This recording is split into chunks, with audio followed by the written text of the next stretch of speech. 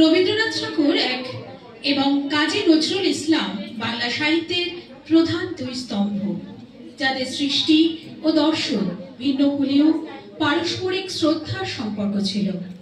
রবীন্দ্রনাথ শান্ত, দার্শনিক, প্রকৃতিবাদী ও বিশ্বজনীন মানবতাবাদী। অন্যদিকে নজরুল বিদ্রোহী, দ্রোহের কবি, আবেগপ্রবণ এবং শোষিতের কণ্ঠস্বর। রবীন্দ্র প্রভাবে থেকেও নজরুল নিজস্ব স্বতন্ত্র শৈলী তৈরি করেন।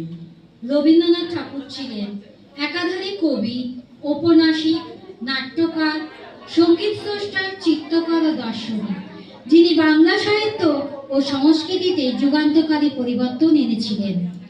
কাজী নজরুল ইসলাম ছিলেন বিদ্রোহী কবি, বাংলাদেশের জাতীয় কবি এবং বাংলা সাহিত্যের অন্যতম শ্রেষ্ঠ সাহিত্য ও সঙ্গীতজ্ঞ বিপ্লবী।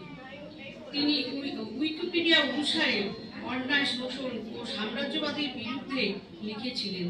তার নাম ছিল দুখু মিয়া।